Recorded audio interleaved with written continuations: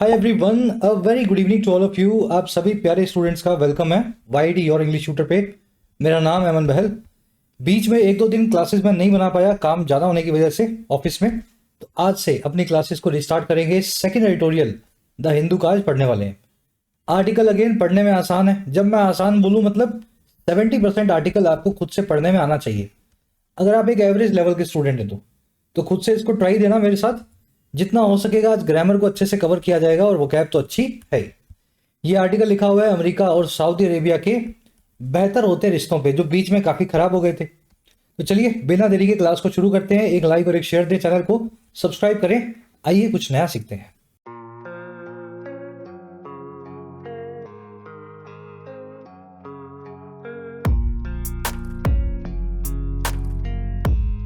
Alright, कह रहे research with Riyadh. देखिए रियाद एक ज्योग्राफिकल लोकेशन है, सिटी का नाम है। और ये किसकी कैपिटल है? सऊदी अरेबिया की। कह रहे एक रिसर्च या फिर एक रिश्तों में एक नयापन आया है। रियाद के साथ यूएस और रियाद के रिश्ते फिर से नए हुए हैं। रिसर्च समझते हैं ना, चीजें जो खराब हो गई थी आप उनको नए सिरे से शुरू कर रहे हैं। चलिए टाइटल पैराग्राफ देखते हैं। देखो हर सेंटेंस में आपको ग्रीन और पिंक कलर पे खास ध्यान देना है। अगर आप एक नए स्टूडेंट हैं और जल्दी से जल्दी इंग्लिश को इंप्रूव करना चाहते हैं तो ग्रीन कलर में सारे सब्जेक्ट्स और पिंक कलर में आपको मिलेंगी वर्ब्स। इनको खास ध्यान देते हुए सेंटेंस को पढ़ना है। कह रहे the United States seems to have dehyphenated Saudi Arabia and Israel in its West Asia plans. कह रहे जो अमेरिका नाम का देश है यूनाइटेड स्टेट्स, ये दिखाई देता है सीम्स। सीम मतलब दिखाई देना। और क्या दिखाई देता है कि ये कर चुका है डी हाइफनेट। देखिए ये वर्ड अभी ब्रेक करके समझाऊंगा। डी हाइफनेट मतलब दो चीजों को जो आपस में जुड़ी हुई हैं उनको अलग कर देना। तो ये दिखाई देता है कि ये अलग कर चुका है, डी हाइफनेट कर चुका है सऊदी अरेबिया और इजराइल को अपने वेस्ट एशिया के प्लान्स में। तो अभी तक यूनाइटेड स्टेट्स क्या सोचता था? सऊदी अरेबिया और इजराइल को एक साथ लेके चलेंगे, दोनों में दोस्ती करवा देंगे। लेकिन अब इनको पता लग गया है अमेरिका वालों को कि दोस्ती इनकी होनी नहीं है, तो इनको अलग अलग लेकर के चल रहा है। सऊदी अरेबिया से अलग रिश्ते और इजराइल से अलग टाइप के रिश्ते मेंटेन करेंगे। चलिए सेंटेंस की स्ट्रक्चर देख लो। स्टेट्स, यूनाइटेड स्टेट्स, अमेरिका यहाँ पे सब्जेक्ट है। वर्ब है इसकी सीम्स, प्रेजेंट इंडेफिनिट टेंस में। टू हैव प्लस में V3। ये कॉन्सेप्ट मैं आपको अभी डिटेल में करवाता हूँ। कुछ खास वर्ब्स अंग्रेजी में इस स्ट्रक्चर को लेती हैं। उससे पहले देख लो हाइफनेट करना क्या होता है। देखिए अंग्रेजी में डैश को बोलते हैं हाइफन। जैसे आप हिंदी में बोलते हो ना सुख दुख, या मैं लिख रहा हूं सुख दुख, दिन रात, दिन रात, सुबह शाम। जो बीच में डैश लग रहा है सुख दुख दिन रात के, ये अंग्रेजी में कहलाता है हाइफन। और ये कब लगाया जाता है? दो ऐसी चीजों को जोड़ने के लिए जिनका आपसे कोई रिश्ता वैसे बैठेगा नहीं। दिन और रात वैसे तो दिन के हिस्से हैं दो, लेकिन बहुत अलग अलग हिस्से हैं। सुख और दुख वैसे तो एक दूसरे से जुड़े हुए हैं लेकिन बहुत अलग अलग चीजें हैं। तो ऐसी चीजें जो एक दूसरे से अलग अलग हैं लेकिन कनेक्शन रखती हैं, उनको जोड़ने के लिए अंग्रेजी में हाइफन लगाते हैं। अब देखो वहीं से आपने हाइफनेट नाम की वर्ब बना दी। दो ऐसे लोगों को एक साथ लाना जिनका आपसी रिश्ता बैठता नहीं हो, जैसे इस केस में सऊदी अरेबिया और इजराइल। लेकिन अमेरिका अब क्या कर रहा है? इनको डी हाइफनेट कर रहा है। इनके आपसी रिश्ते को अलग अलग कर रहा है कि आप अरे सऊदी अरेबिया और इजराइल जो है चाहे आपस में बात ना करें, हम दोनों से अलग अलग रिश्तों को मेंटेन करेंगे। समझ पाए इस कहानी को? हाइफन से डैश से ये वर्ब बनी, डी हाइफनेट उसका एंटोनिम है दो लोगों को अलग करना। चलिए अब जल्दी से काम करना है हमें। ये स्ट्रक्चर हमें समझनी है। टू हैव प्लस में डी हाइफनेटेड, इस स्ट्रक्चर को बोलते हैं अंग्रेजी में टू हैव V3। और ये कब लगती है? देखो अंग्रेजी में कुछ खास वर्ब्स हैं उनके बाद लगती है। ये वर्ब्स मैंने आपके सामने लिख दिए हैं। से, एक्सपेक्ट, बिलीव, सीम, अपीयर, अक्यूज। इन वर्ब्स के बाद में इस स्ट्रक्चर को आप अक्सर यूज होता हुआ देखेंगे और बड़ा लॉजिकली समझ में आएगा। जैसे सेंटेंस है he is believed, passive voice लगा हुआ है, वो माना जाता है। और क्या करता हुआ? To have stolen the files, इन फाइल्स को स्टोल यानी स्टील किया हुआ। अब स्ट्रक्चर देखो ध्यान से। ही इज बिलीव्ड, वो माना जाता है कि वो स्टील कर चुका है, चुरा चुका है इन फाइल्स को। उसी को ही इन फाइल्स का चोर माना जाता है। ऐसे सेंटेंस बना हुआ है। बिलीव वर्ब के बाद में आपने स्ट्रक्चर यूज कर ली। देखो ऊपर वर्ब बताई थी मैंने, बिलीव, अपीयर, सीम, इनके बाद आती है टू हैव प्लस में स्टील की वर्ब जो है थर्ड फॉर्म स्टॉलर। अब इसी स्ट्रक्चर के ऊपर कुछ क्वेश्चंस मिलेंगे आपको एग्जाम में, ध्यान से समझने हैं। ये वाला अगला सेंटेंस देखो। The officer is believe to have bribed. ये जो अफसर है ये माना जाता है कि ये ब्राइब किया जा चुका है। अफसर ब्राइब देता है या ब्राइब लेता है? देखिए अंग्रेजी में ब्राइब नाम की वर्ड का मतलब होता है ब्राइब देना, रिश्वत देना। लेना नहीं, रिश्वत देना। लेने को बोलते हैं टेक ब्राइब, ठीक है, और देने को बोलते हैं ब्राइब या गिव ब्राइब। अफसर माना जाता है कि ब्राइब ले चुका है या दे चुका है? ले चुका है। भाई अफसर ब्राइब क्यों देगा? सरकारी अफसर है कोई, मान लो कहीं पे कुछ काम धंधा देखता है तो वो रिश्वत लेगा, लेना नहीं चाहिए पर लेगा, देगा नहीं। लेकिन ये सेंटेंस आपने ऐसा बना दिया, अफसर माना जाता है कि वो ब्राइब कर चुका है, यानी ब्राइब दे चुका है। तो ऐसे क्वेश्चंस आपको एग्जाम में मिलेंगे। अब आपको पता लग गया अफसर ने ब्राइब ली है बल्कि दी नहीं है, तो वर्ब को मुझे एक्टिव में नहीं पैसिव में लगाना है, अफसर के ऊपर काम होना चाहिए। तो पैसिव फॉर्म क्या होती है इसकी? टू हैव बिन प्लस में वर्ब की थर्ड फॉर्म, तो बीच में आपको बिन लगा देना होगा। क्लियर है? अब इस केस में देखो, अमेरिका दिखाई देता है कि वो डीहाइफनेट कर चुका है। बिन नहीं लगा तो अमेरिका ने इस काम को किया है। अगर बिन लग जाता तो इसका मतलब होता था कि अमेरिका खुद डीहाइफनेट हो गया है। चलिए आज इस स्ट्रक्चर पे आपको क्वेश्चंस मिलेंगे क्विज के अंदर, एक बार इसको रिपीट कर लेना 2 मिनट में आपको जो मैंने समझाया। It's a beautiful concept. अब जल्दी से आगे बढ़ते हैं, इसी इंटेंसिटी के साथ इस आर्टिकल की आपको वोकैब दिखाता हूं। 5 वर्ड्स है मेरे पास, शुरू में एक साथ देख लो ताकि स्मूथली क्लास को ले पाओ। अपनी क्लासेस के सभी नोट्स पीडीएफ्स आपको इस टेलीग्राम पे अवेलेबल है। सर्च करें @officialYT प्राइवेट ग्रुप है, या फिर इस वीडियो के फर्स्ट कमेंट में टेलीग्राम का लिंक भी आपको अलग से दिया गया है। और इसके साथ जिस भी एग्जाम के लिए आप प्रिपेयर कर रहे हैं, चाहे वो एसएससी हो, बैंकिंग हो, आइल्स का हो, यूपीएससी हो, इंग्लिश का सिलेबस कवर करने के लिए मेरी गाइडेंस में जरूर से डाउनलोड करें YT ऐप को। वीडियो के फर्स्ट कमेंट में इसका लिंक दिया गया है। आपकी अपनी ऐप है, एंड्रॉइड और iOS दोनों पे अवेलेबल है। इस ऐप का ऑब्जेक्टिव सिंपल है, आपके एग्जाम की प्रिपरेशन करवाना क्वालिटी कंटेंट के साथ और मिनिमम प्राइस पे। एकदम अफोर्डेबल कोर्सेज है, जैसे हमारा फ्लैगशिप कोर्स है अभी फुल फ्लेजेड चल रहा है, इंग्लिश अनलॉक्ड। अब आप जो भी एग्जाम दे रहे हैं ऑब्जेक्टिव पेपर इस कोर्स से आप कंप्लीट कर सकते हैं। इसमें पूरी ग्रामर आ जाएगी, रीडिंग आ जाएगी, वोकैब आ जाएगी, सब कुछ प्रीवियस ईयर क्वेश्चंस के साथ में ये पूरा कोर्स अवेलेबल है। 1 साल की वैलिडिटी, 2 साल की वैलिडिटी, 1.5 साल की वैलिडिटी, जैसा भी आप लेना चाहें। इसी के साथ जो स्टूडेंट्स इंग्लिश में नहीं लिख पाते हैं, राइटिंग में स्ट्रगल करते हैं, तो आप राइटिंग कोर्स से 50 घंटे में इंग्लिश में लिखना सीख सकते हैं। ये कोर्स भी अभी अवेलेबल है। 50 to 60 आवर्स का क्रैश कोर्स है, किसी भी एग्जाम का डिस्क्रिप्टिव आपका कवर हो जाएगा। सिविल सेवाओं के लिए राइटिंग का एक अलग कोर्स बनाया गया है, जिसमें आपको एडवांस पोर्शन मिलता है राइटिंग का, answer writing, essay writing, प्रेसी writing. तो आप मिशन सिविल सर्विसेज इस कोर्स का बेनिफिट भी ले सकते हैं। कोई भी क्वेरी हो, ये टीम का कॉन्टैक्ट नंबर है, व्हाट्सअप करें या कॉल करें, टीम से आप बात कर सकते हैं। ऐप का लिंक कमेंट सेक्शन में गिवन है। ऑलराइट, वोकैब शीट अपनी कर दें, इसको जूम इन थोड़ा। स्ट्रेटेजिक और प्रैग्मेटिक टोन में लिखा हुआ आर्टिकल आज अपना। फर्स्ट वर्ड है अपने पास अबिस्मल। देखिए अंग्रेजी में एक वर्ड होता है अबिस। अबिस का मतलब होता है पताल, धरती का वो हिस्सा अंदरूनी जिसका कोई तला नहीं है, बस अंदर गिर गए और पताल लोग, समझ गए ना, हजारों लाखों किलोमीटर नीचे। तो अबिस से आपने अबिस्मल नाम का वर्ड बनाया हुआ है। अब देखो इसके कई मीनिंग्स हैं। पहला मीनिंग तो वही है बॉटमलेस। मान लीजिए कोई आदमी है, उसकी भूख जो है अबिस्मल है, यानी उसकी भूख का कोई अंत नहीं है, पताल लोग जैसी है उसकी भूख, कितना मर्जी उसको खिला दो, बॉटमलेस है। फिर अबिस्मल का दूसरा मतलब होता है कोई चीज जो इतनी गिरी हुई हो, बहुत गहरे में, पुअर हो, बैड हो। गिरी हुई चीज को बोलते हैं ना अपने खराब चीज को। तो कोई ऐसी चीज जो बहुत गिरी हुई है, जैसे आपकी परफॉर्मेंस किसी एग्जाम में, किसी को आपने कोई बात बोल दी इस तरह की जो बहुत खराब बात है, वेरी बैड है, पुअर है। और तीसरा मीनिंग होता है इसका अबिस्मल का लिमिटलेस, ये बॉटमलेस जैसा ही है। चलो मैं तीनों तरीके से बना के दिखाता हूं ताकि वर्ड दिमाग में बैठे। The team lost because of the abysmal performance of the batsman. Team हारी बहुत ही पुअर, बहुत ही खराब परफॉर्मेंस की वजह से हमारे बैट्समैन की। तो यहाँ पहला वाला मीनिंग आ गया पुअर वाला। दूसरा देखो, her arguments are full of abysmal stupidity.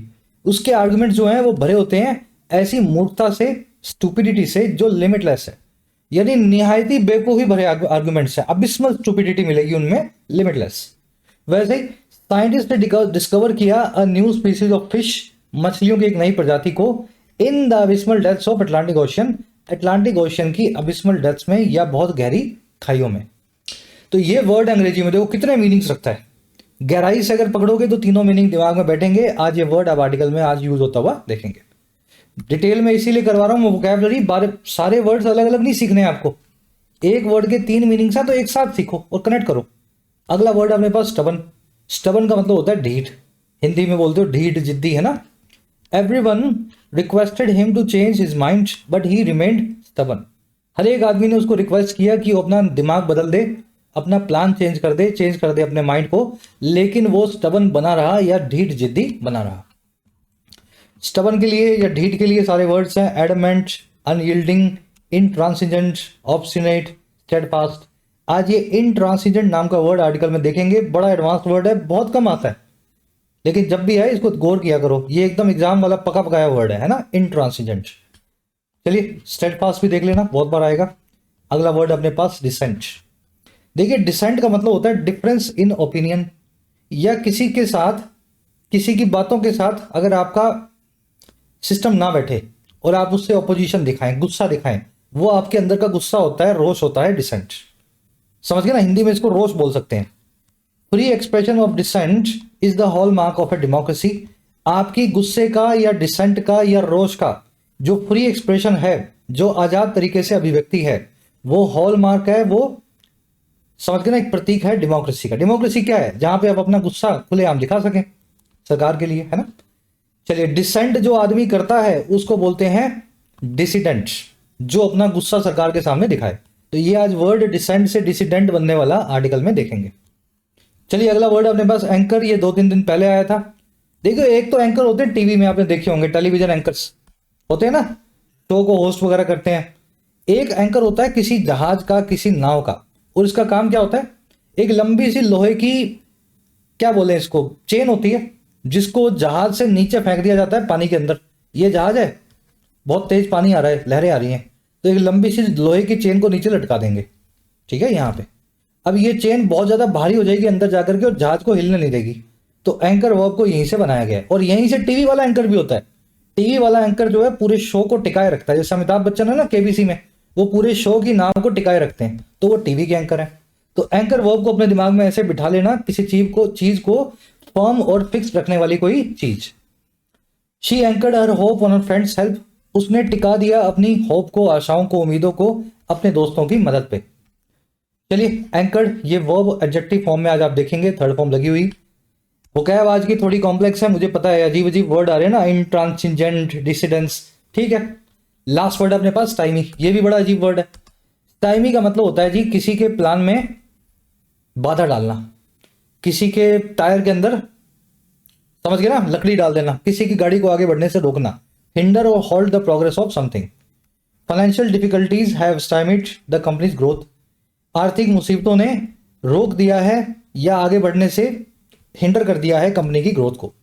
तो स्टाइमी को स्टॉल या होल्ड करना, ऑब्स्ट्रक्ट करना, इसके सिनोनिम्स है इंपीड करना। आज एक सिंपल सिनोनिम होल्ड आप आर्टिकल में देखेंगे।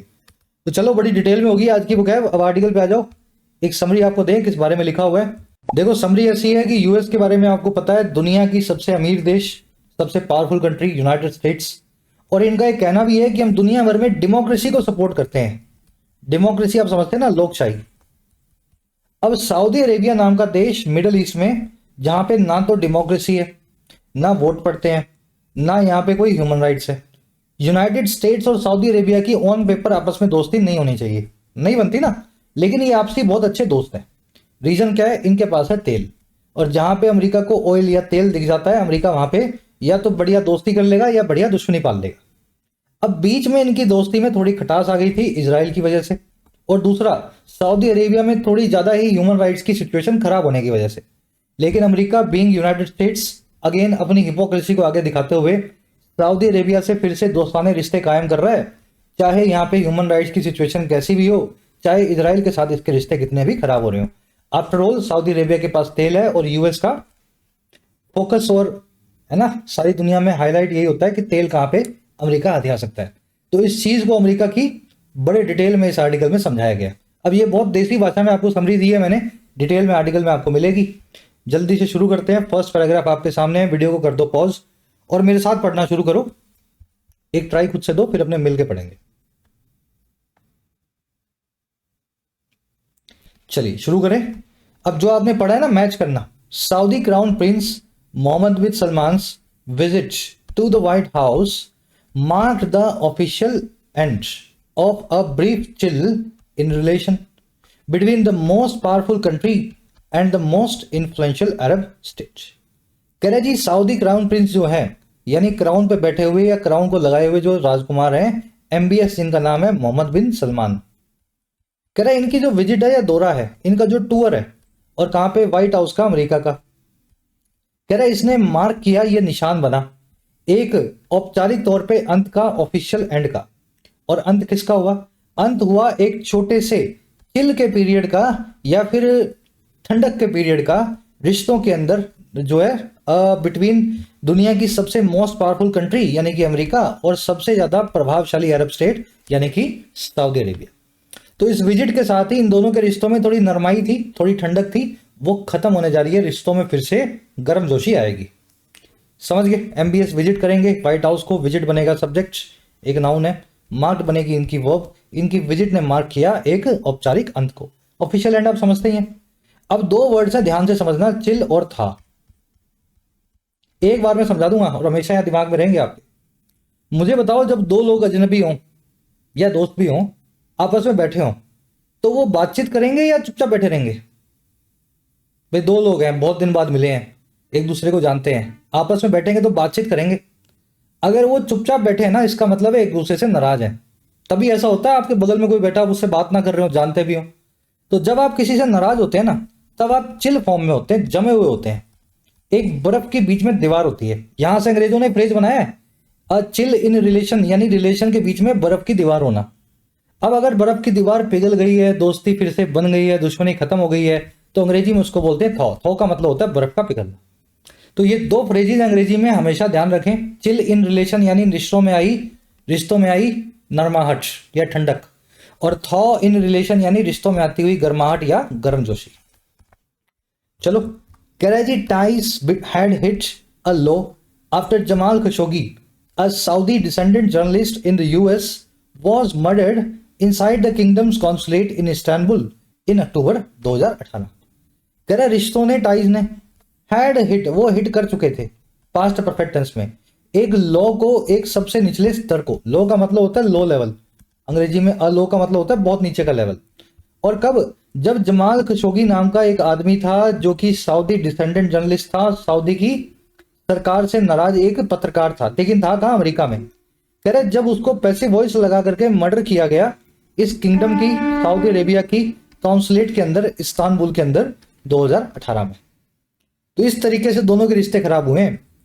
मोहम्मद बिन सलमान के सामने जर्नलिस्ट जो है बहुत कुछ छापता था, तो इन्होंने, ऐसा कहा जाता है कि MBS के इशारों पे इस अमेरिकन सऊदी जर्नलिस्ट को इस्तांबुल में, टर्की में मरवा दिया गया। ठीक है, चलिए, टाइज की वो है हैड हिट, टाइज ने हिट कर दिया था। अ लो यानी निचला रिश्ता, निचला स्तर किसी लेवल का। जमाल खशोगी की सब्जेक्ट है वॉज मर्डर्ड, पैसिव वॉइस लगा हुआ है यहाँ पे। ये खशोगी एक जर्नलिस्ट था, एक पत्रकार था अमेरिका के अंदर, लेकिन ये सऊदी था और डिसेंडेंट था। डिसेंडेंट आपने देख लिया, जो डिसेंट दिखाए, जो सरकार के लिए अपना गुस्सा या रोष दिखाए उनसे गलत कामों पे। बढ़े आगे, चलो आ जाओ नेक्स्ट पे। कहानी सी है पूरी मूवी वाली, खशोगी को मार दिया, फिर क्या हुआ? चलो खुद से रीडिंग देना। US intelligence agencies later concluded that MBS had ordered the killing. कह रहे अमेरिका की जो सुरक्षा एजेंसियां थी, उन्होंने बाद में जाके कंक्लूड किया, वर्ब की सेकंड फॉर्म लगा के, कि MBS ने, मोहम्मद बिन सलमान नाम के आदमी ने ऑर्डर किया था, पास में परफेक्ट टेंस लगा के, इनकी किलिंग को, या जो है खगोशी की हत्या को। तो ऐसा इन्होंने, US ने खुद ही बताया कि खगोशी को MBS ने मरवाया। एजेंसीज की वर्ब है कंक्लूडेड, MBS की वर्ब है had ordered. During his election campaign Joe Biden had vowed to hold MBS accountable. कह रहे अपने इलेक्शन कैंपेन के दौरान भी, अपने चुनावी अभियान के दौरान भी, जो बाइडन जो है वो कर चुके थे। वो करना यानी किसी चीज की कसम खाना, कि वो होल्ड करेंगे या ठहराएंगे सलमान को अकाउंटेबल या जिम्मेदार। अंग्रेजी में होल्ड समवन अकाउंटेबल का मतलब होता है किसी को जिम्मेदार ठहराना, उसके कर्मों की सजा देना। तो ये कसम खाई थी जो बाइडन ने। कह रहे फिर क्या हुआ? Yet it was mister Biden who took steps to rehabilitate the prince. कह रहे लेकिन ये मिस्टर बाइडन ही थे जो बाद में पलट गए। कह रहे ये वही बाइडन थे जिन्होंने टेक किया स्टेप्स को, जिन्होंने कदम उठाए प्रिंस को रिहेबिलिटेट करने के, MBS को फिर से बहाल करने के। कोई आदमी मुसीबत में फंसा हुआ हो, उसको आपने जो है जिम्मेदार ठहराना है, उस पर जांच करवानी है, अचानक से आप उसको छोड़ दो, तो इसको बोलते हैं फिर से बसाना, किसी को रिहेबिलिटेट करना, या समझ गया, चीजों को बहाल करना। तो बाइडन ही बाद में पलटे और इन्होंने प्रिंस के जो है पीछा छोड़ दिया। कह रहा है ही travel to Jeddah in July where he greeted the heir to the Saudi throne with a fist bump. कह रहा है इन्होंने ट्रेवल किया जेदा में, सऊदी की जो है सिटी के अंदर, जुलाई 2022 में, जहां पे उन्होंने ग्रीट किया या संबोधित किया, प्यार से हाथ मिलाया एयर को, या फिर यूं कहते हैं वारिस को, जो सऊदी थ्रोन का था, एक फिस्ट बम्प के साथ। फिस्ट बम्प पता ना आपको, एकदम ऐसे फिस्ट बना के, मुक्का बना करके आप किसी को मुक्का ऐसे दिखाते हैं, है ना, उसके मुक्के से मुक्का मिलाते हैं, एकदम हेलो हाय बोलने जैसा। तो बाइडेन जो है आराम से बाद में सऊदी अरेबिया गए और वहां पे जो क्राउन प्रिंस का एयर था, वारिस था, उसके साथ उन्होंने हाई हेलो भी अच्छे से की। फिर क्या हुआ, correct, Donald Trump who brokered the 2020 Abraham Accords has been keen to deepen America's traditional ties with it Arab partners. कह रहे फिर ट्रंप की बात कर लो। बाइडेन के जाने के बाद ट्रंप ने क्या किया? ट्रंप वही है जिन्होंने ब्रोकर किया था, जो ब्रोकर बनकर के एजेंट बने थे बीच में 2020 के अब्राहम अकॉर्ड्स का। अब्राहम अकॉर्ड्स आपको पता है, इजराइल का मुस्लिम कंट्रीज से फिर से रिश्ता बनाने वाली जो संधियां हैं, एग्रीमेंट है, उनको बोलते हैं अब्राहम अकॉर्ड। कभी इजराइल की टर्की से करवा देंगे, कभी इजराइल की जो है यूएई से, सऊदी से करवा देंगे। कह रहे ट्रंप साहब जिन्होंने बीच में बैठ करके पंचायती की थी इजराइल के अब्राहम अकॉर्ड्स में, कह रहे वो भी बहुत कीन रहे हैं, हैज बीन कीन, बहुत उतारू रहे हैं कि वो डीपन करें या गहरा करें अमेरिका के परंपरागत रिश्तों को अपने अरब पार्टनर्स के साथ में, यूएई और सऊदी अरेबिया के साथ। तो ट्रंप भी यही चाहते थे कि हमारा इन तेल बांटने वाली कंट्रीज जो है, मुल्क जो है, इनसे अच्छा रिश्ता बना रहे, सऊदी अरेबिया से, कतर से और इन सब से, है ना। चलिए, ट्रंप की वर्ब है हैज बीन कीन। कीन होना यानी किसी काम के लिए उतारू होना। कीन टू डीपन, कीन मतलब उतारू होना, उत्सुक होना, और डीपन यानी गहरा करना। ये स्ट्रक्चर अंग्रेजी में ऐसे चलती है, जिस चीज पे आप उतारू हैं करने को। आप चाहते हैं मैं स्विमिंग सीखूं, तो you are keen to learn swimming. लेकिन उतारू होने के लिए अंग्रेजी में दो वर्ड्स और भी हैं, बेंट और इंटेंट। इनके बाद ऑन लगता है और लगती है वर्ब की ing form. I am keen to learn swimming, I am bent on learning swimming, या I am intent on learning swimming. तो ये स्ट्रक्चर याद रखनी है, ये दोनों एक जैसी हैं, साथ साथ चलती हैं। कीन की स्ट्रक्चर अलग है, मीनिंग तीनों का लगभग सेम है, किसी काम के लिए उतारू होना। अब खुद से बना के देखो, कीन की जगह पे यहाँ पे इंटेंट लगा के देखो या बेंट लगा के देखो, और देखो यार डीपन के साथ आप क्या कर सकते हो। खुद से दिमाग चलाओ अपना, है ना, ताकि एग्जाम में आपको खुद से नेचुरली, आपको इंट्यूटिवली समझ में आए कि मुझे क्या करना था। एक क्वेश्चन दे रहा हूं आप सभी को, इसमें आपको एरर ढूंढनी है और सही करनी है। He is bent to prove everyone wrong. वो उतारू है प्रूव करने के लिए या साबित करने के लिए हर एक इंसान को गलत। He is bent to prove everyone wrong. तो स्ट्रक्चर बनाना और कैसे इसको सही करोगे कमेंट्स में डालना। चलो आगे बढ़ते हैं, नेक्स्ट पैराग्राफ। कहानी आगे कंटिन्यू है। चलो रीडिंग आपने ले ली ना, वही कहानी आगे। कह रहा है ऑन ट्यूसडे, मंगलवार को कुछ हुआ। He defended MBS's human rights record claiming that the prince knew nothing about Khashoggi's murder. कह रहे मंगलवार को तो ऐसी पलटी मारी अमेरिका ने कि अपनी इंटेलिजेंस एजेंसी की रिपोर्ट्स को झुटलाते हुए प्रेसिडेंट ट्रंप ने डिफेंड किया, या फिर पक्ष भरा। डिफेंड करना, किसी के साथ खड़े हो जाना है, उसका पक्ष भरना। तो इन्होंने डिफेंड किया मोहम्मद बिन सलमान के मानवाधिकार के रिकॉर्ड को। और कैसे? क्लेम करते हुए, इस बात का दावा ठोकते हुए कि जो सलमान है प्रिंस, इसको नहीं पता था किसी भी चीज के बारे में, ही न्यू नथिंग। और किस चीज के? खगोशी के मर्डर के बारे में। मतलब मर्डर हुआ होगा, करवाया होगा, लेकिन प्रिंस का उसमें कुछ लेना देना नहीं था। ये अमेरिका ने खुद खड़े होकर कह दिया। ही की वर्ब है डिफेंडेड, ही आया ट्रंप के लिए। प्रिंस की वर्ब है न्यू, नो की सेकंड फॉर्म है न्यू। कह रहा है he also promise to sell tanks and F-35 fighters to Saudi Arabia despite Israel's objections. कह रहा है इन्होंने प्रॉमिस ये भी कर दिया कि ये तो बेचेंगे टैंक्स और F-35 fighter jets Saudi Arabia को। और कैसे बेचेंगे? बावजूद या डिस्पाइट इजराइल की ऑब्जेक्शन के, या इजराइल के प्रतिरोध के। इजराइल बोलता है मत दो सऊदी अरेबिया को ये सब हथियार, लेकिन उन्होंने बोला हम जो है पैसा मिलता है तो हम जरूर बेचेंगे। चलिए, ही की वो है प्रॉमिस्ड। कह रहा है it will also get access to America's most advanced computer chips. कह रहा है इट के पास साथ ही साथ एक्सेस होगा, उपलब्धता या पहुंच होगी अमेरिका के सबसे ज्यादा एडवांस्ड कंप्यूटर चिप्स की। सबसे ज्यादा आधुनिक जो है चिप्स, जो कंप्यूटर की एनवीडिया टाइप होती है, उनको, वो भी इनको मिल जाएंगे। अब यहां पे इट कौन है? अरे भाई, अमेरिका की चिप मिलेंगी तो मतलब सऊदी अरेबिया को मिलेंगी। एमबीएस के लिए इट नहीं आ सकता, एमबीएस एक इंसान है, आदमी है, तो उसके लिए तो ही लगेगा। यहाँ पे अमेरिका की चिप दी जा रही है तो इट नाम यानी सऊदी अरेबिया को दी जा रही है, तो इट की वर्ब है विल ऑल्सो। कह रहा है MBS is seeking to build vast data centres to transform Saudi Arabia into a technological powerhouse. कह रहा है फिर इनका जो प्रिंस है एमबीएस, वो भी कोशिश कर रहा है कि बिल्ड करे बड़े बड़े डेटा सेंटर्स को, वास्ट डेटा सेंटर्स को, ताकि वो बदल दे, ट्रांसफॉर्म कर दे सऊदी अरेबिया को एक ऐसे पावर हाउस में जो टेक्नोलॉजी या तकनीक के ऊपर बना हुआ है। बड़े बड़े डेटा सेंटर लगे और दुनिया भर का सारा जो आईटी इंडस्ट्री है सऊदी अरेबिया के अंदर फल फूल जाए, ऐसा वो कोशिश कर रहे हैं। चलिए एमबीएस की वो है इसकी। तो ओवरऑल आपने स्टोरी अभी तक समझ ली, सऊदी में क्या चल रहा था, बीच में क्या हुआ, दोनों प्रेसिडेंट्स का क्या है ना स्टांस है, और एमबीएस क्या चाहता है। अब नेक्स्ट पैराग्राफ में देखेंगे हाल में क्या हुआ। कह रहा है historically Saudi Arabia's abysmal human right accord या record has played little role in shaping its relationship with Washington. कह रहा है अगर हिस्टोरिकली देखा जाए, ऐतिहासिक तौर पे सऊदी अरेबिया का जो वेरी पुअर, अबिस्मल, अबिस्मल याद है ना, बॉटमलेस, इतना गिरा हुआ कि आपको बॉटम ही नहीं पता कहां तक गिरा हुआ। कह रहा है इतना गिरा हुआ जो इनका ह्यूमन राइट का रिकॉर्ड है, कह रहा है उसने प्ले किया है या निभाया है ना के बराबर या लिटिल भूमिका को, रोल को शेप करने में, आकार देने में, इसकी रिलेशनशिप को वॉशिंगटन के साथ, अमेरिका के साथ। Long anchored in geopolitical and energy interest. कह रहे जो कि लॉन्ग एंकर्ड है, जो बहुत लंबे तरीके से बची हुई है, बेस्ड है जियोपॉलिटिकल यानी इंटरनेशनल और एनर्जी इंटरेस्ट पे। तो चाहे इनका ह्यूमन राइट रिकॉर्ड कितना भी खराब हो, चाहे कोई डेमोक्रेसी यहां नहीं हो, लेकिन इस बात का ना के बराबर ही भूमिका रही है जब सऊदी अरेबिया के रिश्ते बनने होते हैं अमेरिका के साथ, ठीक है ना। और क्योंकि ये रिलेशनशिप जो है ये बेस्ड है, एंकर्ड है सऊदी अरेबिया के पास कितना तेल है उस चीज पे, और जियोपॉलिटिकली इंटरनेशनली ये कितना इंपॉर्टेंट है इस चीज पे। चलिए रिकॉर्ड की वर्ब है हैज प्लेड, वर्ब की थर्ड फॉर्म। लिटिल का मतलब है क्लोज टू नथिंग। जब लिटिल बिना द के लग जाए, जब लिटिल बिना द के लग जाए तो इसका मतलब होता है क्लोज टू जीरो, ठीक है। एंकर्ड यहाँ पे वर्ब की थर्ड फॉर्म है, रिश्तों के लिए आया है। The relationship with Washington is anchored या based in geopolitical and energy interest. बढ़े आगे, चलो नेक्स्ट पैराग्राफ पढ़ते जाओ, सेकंड लास्ट है।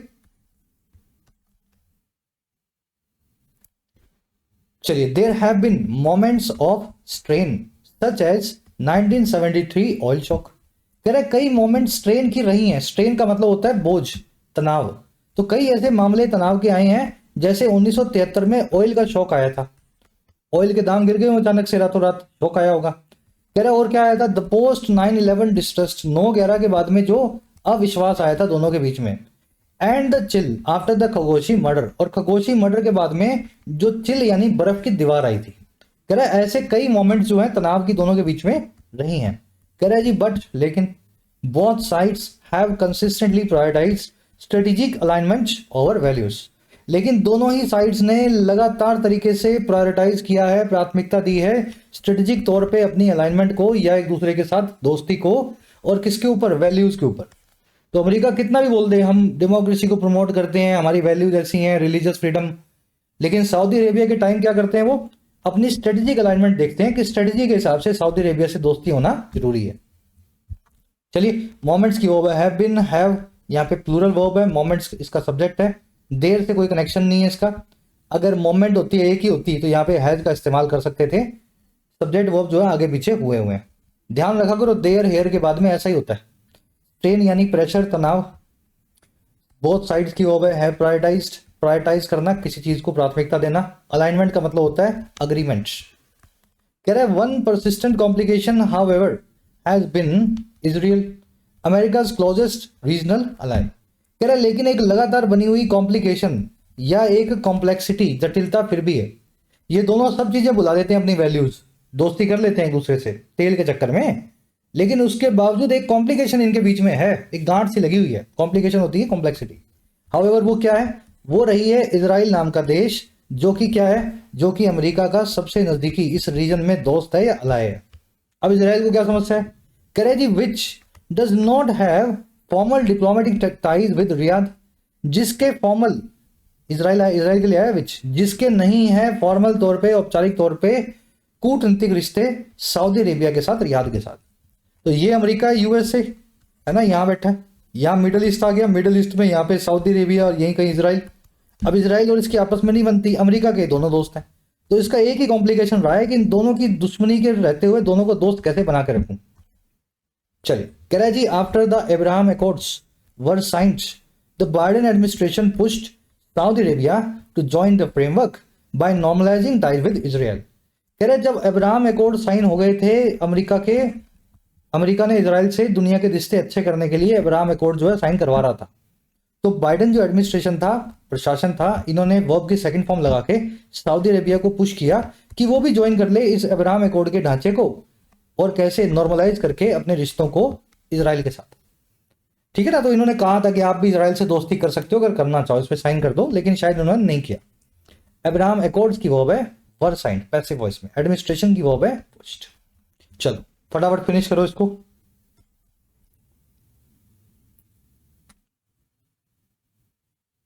MBS had said in September 2023 that Saudi Arabia and Israel were in advanced stage of negotiations। तो Biden ने push किया इनको, तो 2023 में सितंबर में MBS ने कहा था कि अरे सऊदी अरेबिया जो है और इसराइल जो है आखिरी एडवांस स्टेज में है नेगोशिएशन की, बातचीत की, तो ये भी साइन करने वाले ही थे अब्राहम अकॉर्ड्स पे। लेकिन फिर क्या हुआ, कह रहे जी but the October 7 Hamas attack and Israel's genocidal Gaza war halted the momentum. लेकिन फिर हो गया अक्टूबर 7 2023 का हमास गाजा का अटैक, हमास का समझ गए ना, गाजा से हमास का अटैक, और फिर इजराइल की जिनोसाइड भरी एक वॉर गाजा में, नरसंहार भरी एक जंग, और इन दोनों ने होल्ड कर दिया या रोक दिया आगे के संवेग को, मोमेंटम को, स्पीड को। समझ गए ना, तो इनका होने वाला था बड़ा अच्छे से अकॉर्ड, लेकिन गाजा वॉर की वजह से जो झगड़ा इनका, कभी भी इनका अग्रीमेंट हो नहीं पाया सऊदी अरेबिया और इसराइल का।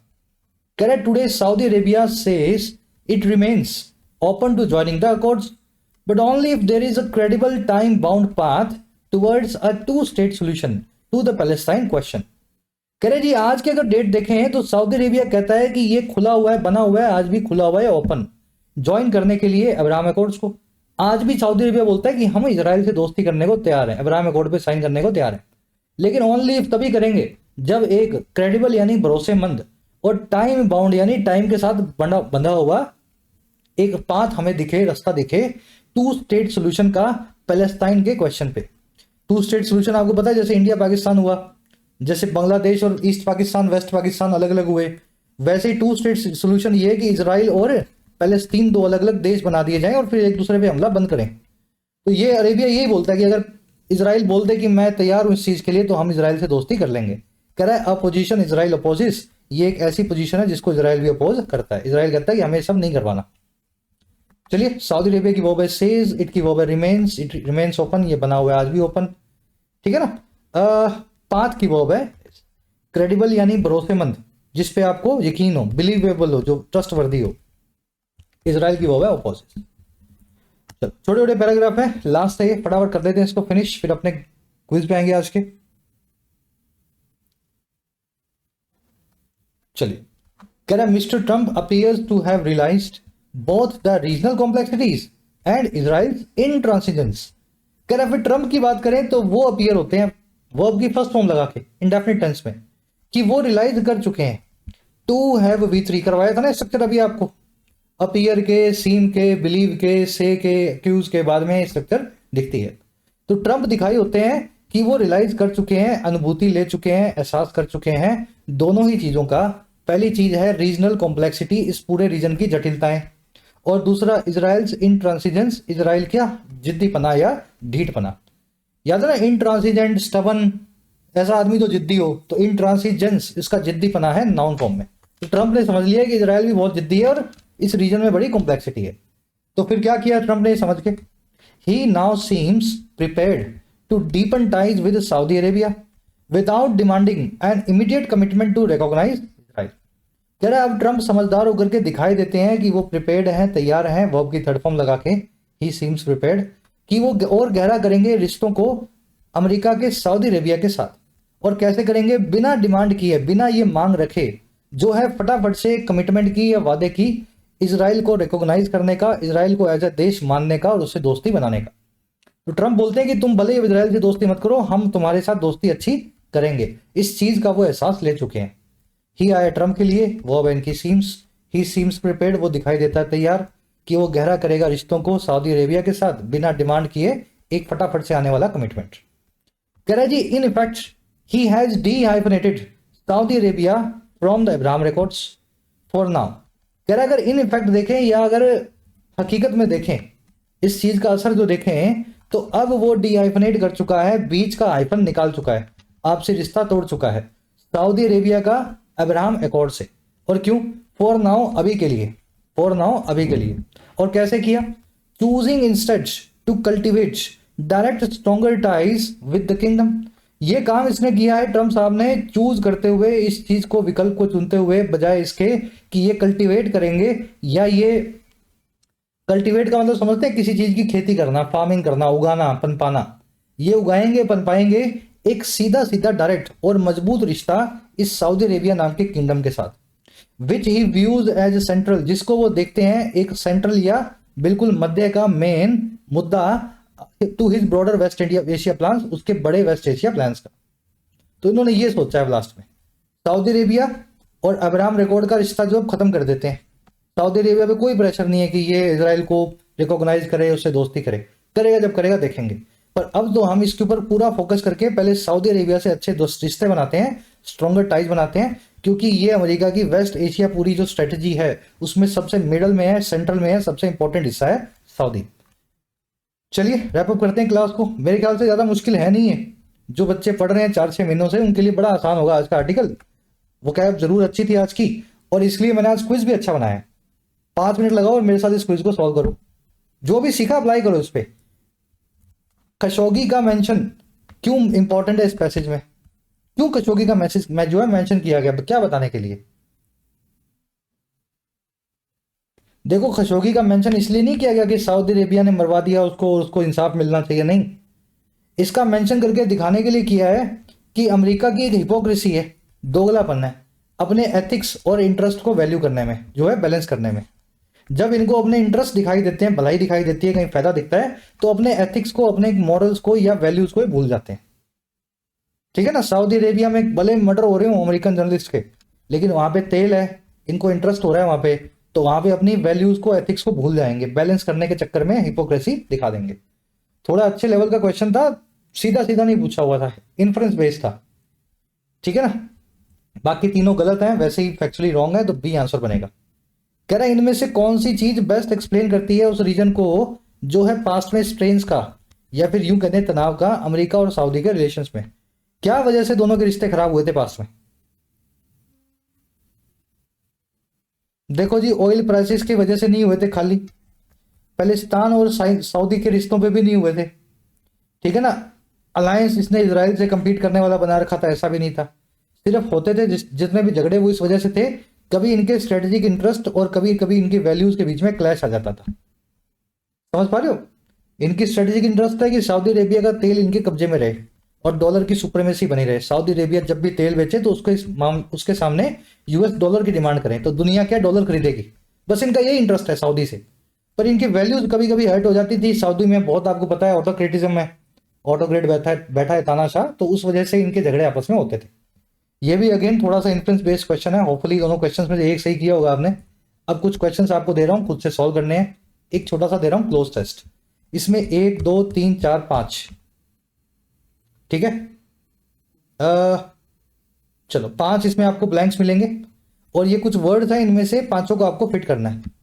मान लो डिसेंट होगा, यहां आ रहा होगा, टाइमी हो रहा होगा, यहां आ रहा होगा। लास्ट में 2 क्वेश्चन दे रहा हूं एरर्स के, जो आपने कॉन्सेप्ट को सीखा वो अप्लाई करने हैं। टू हैव V3 वाला कॉन्सेप्ट, और दूसरा आपको मैंने बताया था बेंट, इंटेंट और कीन वाला। 3 से लेकर के 9 तक इन सभी के आंसर्स आपको फर्स्ट कमेंट में मिलेंगे इस वीडियो के नीचे, जाके चेक करें। आउट ऑफ 9 कितने मार्क्स मिले जरूर से बताना।